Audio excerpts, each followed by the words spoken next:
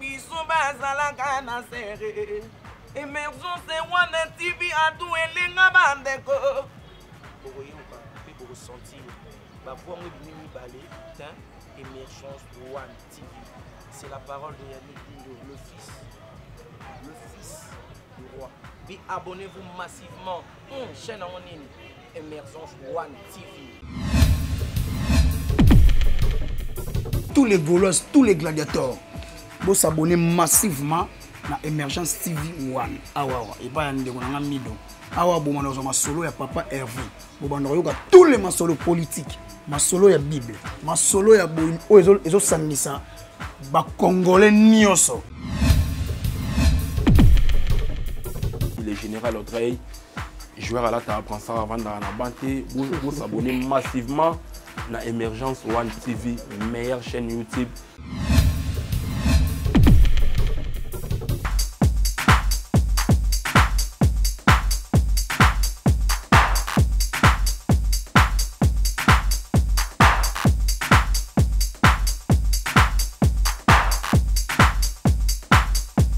Mbote na ba téléspectateurs nyonso partout bolanda biso na monde eza chaîne na bino bolingaka makasi Émergence One TV o ezali ko pesa bino information nyonso à tout moment o ezali ko leka République démocratique du Congo nazali ne sengo mingi lelo ko ya na permanence na siège ya structure ya ba notable ya IDPS et sika tozali sika ba réunion na bango ezali ko salema lelo to yé pour que tozwa ba précision sur organisation ya conférence ezali ko salema na mikolo ezali ko ya les 31 yango wana pour ne pas trop tarder na koleksa micro et pas ya ba cadre moko na moko awa tu ba impression na bango ezali nini par rapport ya organisation ya manifestation na bango nazali déjà ko inviter cadre moko ya ba notable ya IDPS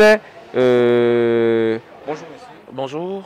Tozali awa liboso ya na kati ya permanence na bino esika bosala ka ba réunion na bino to yaki pour que nous couvrir actualité na bino message ni nous allons ko pesa na batu nyonso bazali ko landa bino partout dans le monde où bakoya ko participer na conférence na bino et contenu à conférence na bino ezali.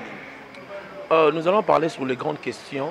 Il y a état de droit parce que photo exposée tout l'axa na batu et là qu'on est chef de l'État a mis en haut comme politique.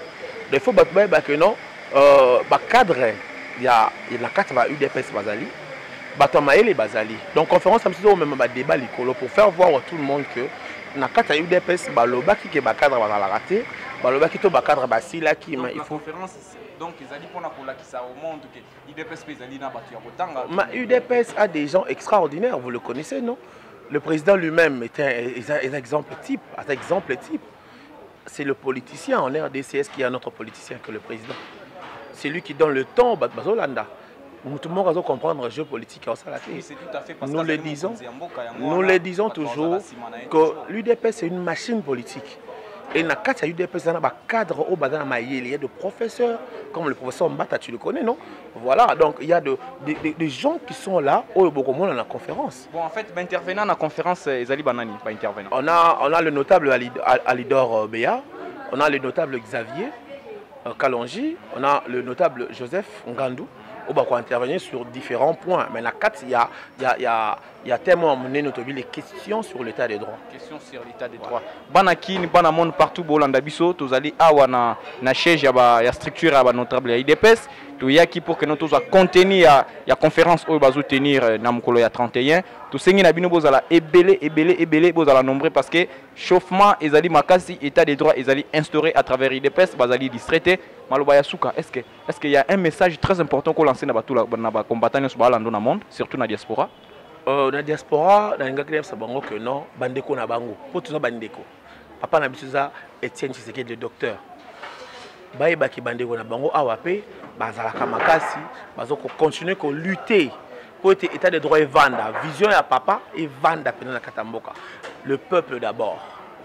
Il y a un message à mon le peuple d'abord. Le peuple d'abord, comme on dit, il s'actionne comme ce soit. Il y a poste, primature, secrétaire, président et IDPS à lobby, voilà. J'étais présent quand il demandait tout consort. Mais au moins, une fois, président et IDPS, comment est-ce que vous avez ça secret d'État et chef de l'État? Ce n'est pas manque du respect au président de la République. Non, mais qu'est-ce que tu appelles secret d'État? Secret d'État, ils allaient en délibérité. Non, non. Le président Kabound, le président et la parti politique, le rôle du président Moïse. Non, non, non. Ils ont cadre ou ils ont propice. N'est-ce pas? Bangon de Balinga chef d'État Vanda wana. parce qu'ils ont peut-être confondu les choses. Mais la première c'était chef de l'État de dévoiler ses secrets, ce n'est pas M. Kabila. Non, mais c'est exact tractation entre Bango. Hein?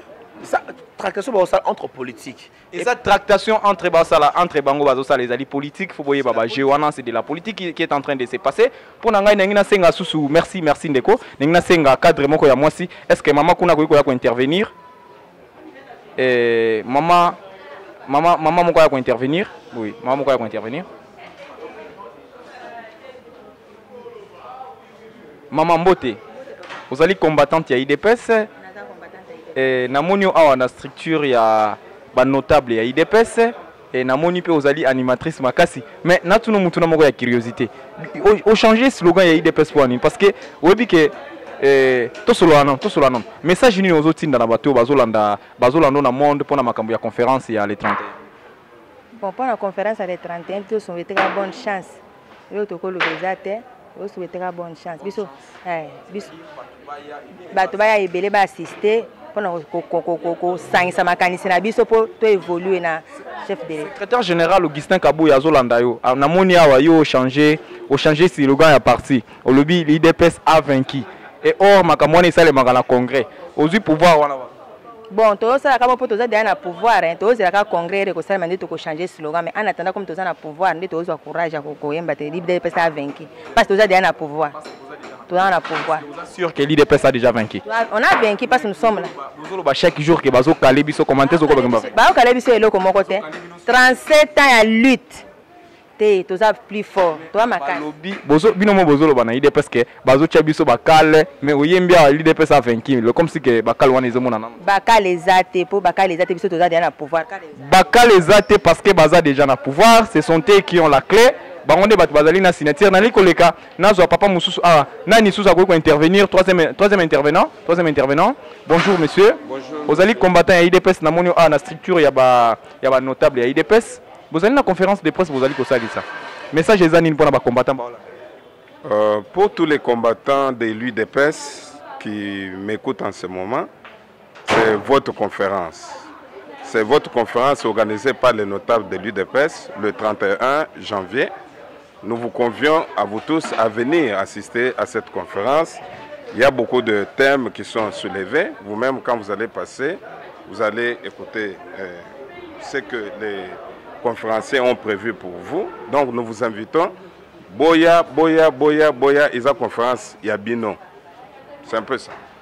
Merci beaucoup Boya Ebele conférence Ezali conférence Nabino Ezali si jamais on bazali ko décréter kuna Ezali état de droit un combat pour tous conférence et ozala nalié souvent dans la salle polyvalente na frère Henri na centre des handicapés dans la commune de la Gombe en référence en face de Inerbe toujours te respecter ma mesure barrière namoni maman Moussou Saza soit faloba maman bonsoir hein? Bonsoir papa namoni oza combattante à IDPS maloba nini oye ko pesa bato bazolanda yo partout dans le monde surtout malobana secrétaire général malobalanga on azala d'abord pour lobela secrétaire eza que tozo soutenir pour association ya biso ya ba notable eza ba notable baza bato abwanya donc na bwanya to lito soutenir président to soutenir pe CG na biso Kabuye.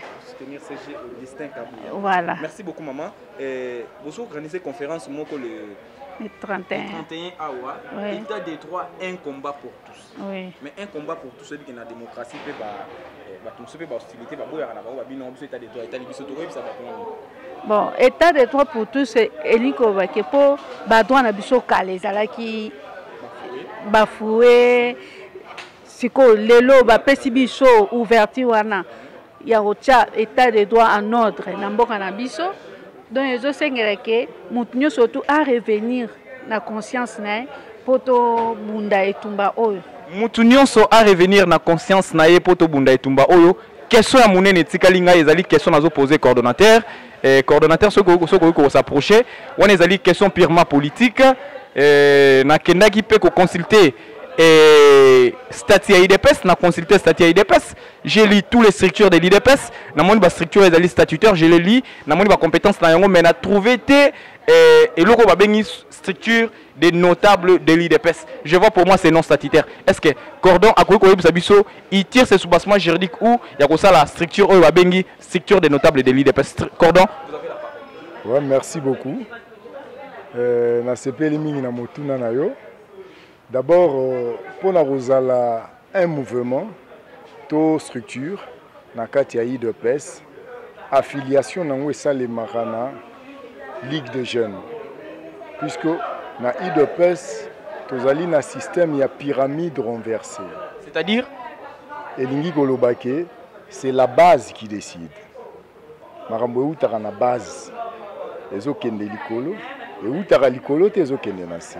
Yango nde omonaka tango ya Genève base président excellence Fatia alobaki ke na yokaka base. Donc Fatia yokaka base na. Base nde. Donc pyramide renversée ezali lokola ndeti sous-bassement ya structure ya notable de l'IDPS. Bon, omoni na IDPS po oevre. Ebongi base ndima yo, base yeba yo. So base ndimi yo, so base yebi yo. Oza pepele rotambo ndenge olingi, rosa mosala kitoko na kati ya IDPS. Mais ceux qui base yebi yo te, base ndimi yo te, quel que soit, en tout cas, passe. Cordon, les 31 Bosana conférence, état des droits, un combat pour tous. Message nous aux lancé dans combattants dans le monde entier. Secrétaire général Augustin Kabouya, que j'ai salué en passant. Mon président Jean-Marc Kabounda Kaboun, président de l'IDPS Jean-Marc Kabounda Kaboun, que j'ai salué en passant. Bazo Landayo, Makamuni aux message nous président. Le rôle bandi n'engo na repesa na no président nanga Jean-Marc Mbotebele, na repesa mon général Augustin Kabouya Mbotebele, na repesa président Dr Emani Mbotebele. Alors pour na royanola na motuna na yo omoni lelo IDPS toali na pouvoir tokomi go gérer tozali lisusu tono o ezangi mai te lelo toali tono etondi mai o ezo peser po tono o ezangi mai esaka makelele ebele mais tono o déjà mai etondi esaka esu makelele bo convertir en combat béton. Ouais. Donc et comme tono moko auto benga sagesse tondi ebele maele ebele bwanya ebele yango wana lelo tokomola kisa na face ya monde po bato banso bayebake ah na kati ya IDPS il y a des crèmes bato ya bwanya pe maele baza ebele makasi. IDPS ezali tono o etondi mai ezali kosala kilo na balabala ezali fachi béton na sepeli mingi na ba intervention ya moko na moko tokomi déjà na suka ya intervention na biso na moni déjà ba intervention sur leki conférence ya monene ezali organisée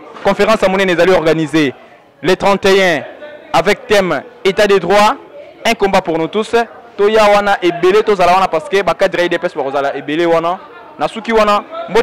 Abonnez-vous massivement sur notre chaîne Emergence One TV. C'est là où vous allez suivre toutes les actualités. C'est votre serviteur Honoré Bouka. Je salue en passant mon cordon Arnoldo Mbotenayo. En face, il y a Inerbe. Dans la salle polyvalente. Torozalawana, Ebele, Banaïde Pesboya, Ebele. Secrétaire général Augustin Kabouya. Le président Jean-Marc Kabound. Président Dr Emani Dioko, la Ligue de Jeunes. Bango tout, Naïbi Baozalawana. Torosepela, Torozala, Ebele. Bye bye.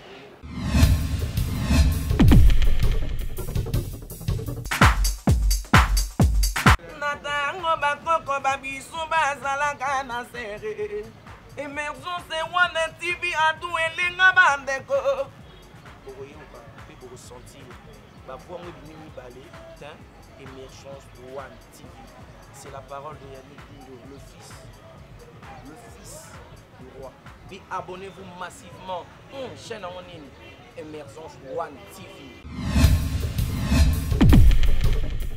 Tous les Gaulois, tous les gladiateurs, vous s'abonnez massivement na Emergence TV One. Awawa, et pas yande konanga mido. Awa bo manozo masolo ya papa Hervé. Bo bandoro yoka tous les masolo politiques, masolo ya Bible, masolo ya bo ezo sandisa ba Congolais nyoso. le général Audrey. Joueur à la table, prend ça avant dans la banté. Vous s'abonnez massivement à Emergence One TV, meilleure chaîne YouTube.